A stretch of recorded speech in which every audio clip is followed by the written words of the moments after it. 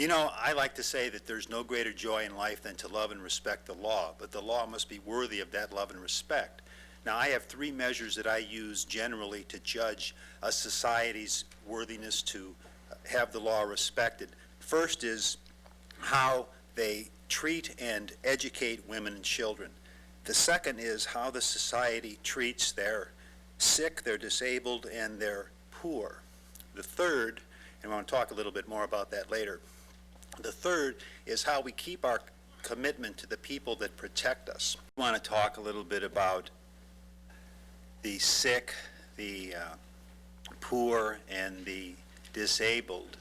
And tonight I think you're going to hear a few people talk about safe access for medical marijuana.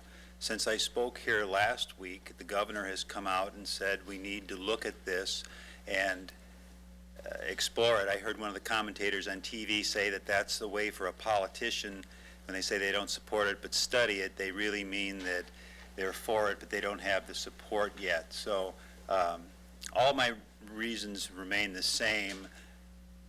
The taxation that is lost by inaction, the funding of the drug cartels that exist because we don't take action, all these things are still here. And I think that this is not the end of it. I would like someone to tell me, you don't have to take action, but if someone would just do me the honor of telling me if there's anything in the works with the city that's currently going on, so I don't replicate efforts to try and get you information. That information would be appreciated. Thank you. Merlini Coker? Melanie Coker. Melanie Coker, I'm sorry. That's okay. I know you've had a lot of important issues here tonight, and I just wanted to, I never did this before. Where was I? Okay. I've been living in Lancaster for the past 20 years. I've had a cleaning business for 14 years and a drywall business for 9 years. I, in the past 3 years, have gotten into the medical marijuana area, and I wanted to point out something that I don't want to happen to, because we will be on your calendar, and that's all I can say about that. But I want to point out that there is a medical marijuana clinic open in Quartz Hill. It is through LA County. They do not have a permit, and what I want to point out here is I don't want their negativity kind of like, you know, messing with what we're trying to do here. And I mean, they opened on May 2nd. They do not have a permit to operate there. And we have been I've been working with City Hall for quite a long time through the business license area and through our city attorney, Dave McEwen. And from my understanding, we will be put on your calendar. And I just want anything that they do negative to reflect against the way that we would run it properly. And I just want to say that so that it's in, you know, getting in there. Okay. Well, any problems you have with that particular facility, you need to call Norm Hickling with Mike Antanovich's office. Yes, I have already inquired into that. Okay, thank you. Thank you. Victoria Zavala.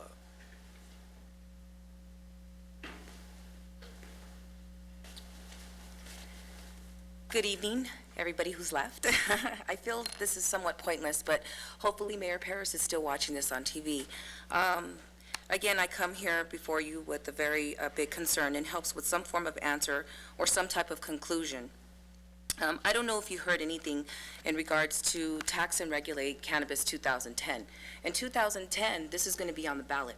Basically, what I'm coming for is not just to advocate and bring awareness and education, and as I had before, Mr. Celio, I do have that information that you did request on a more personal and professional. I would like to get together with somebody. The mayor just did say that he wants people to get involved. That's what I'm here for, to bring safe access to the Antelope Valley the proper way, the medicinal way, the clinical way, in a wellness center.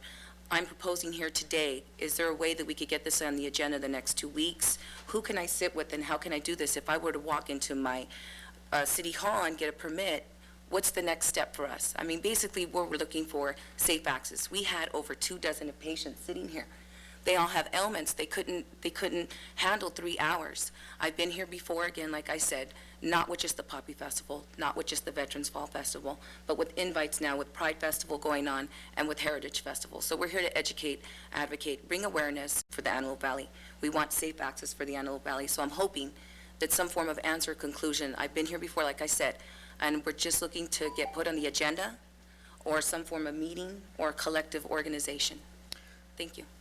Two things that I have to tell you. That one is that in order for a citizen to get something on the agenda, they have to have somebody on the council sponsor it.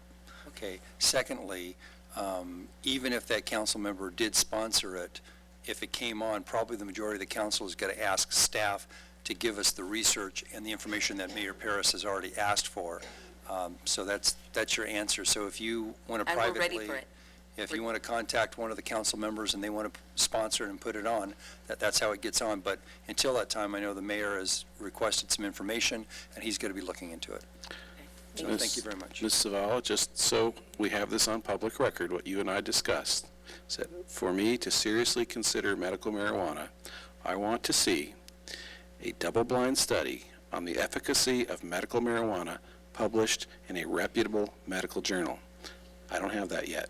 Okay, I do have that. In fact, in February of 2007, if I could just be allotted a little bit more time, ASA filed a lawsuit to the date of Ma'am, filing Let me that. tell you, So, Not public testimony, but Okay. Councilman Cilli would, all I want to do is get me a copy of that, okay, okay? perfect. And then we can Thank you. talk. Thank you. thank you. Thank you. Amber Goss.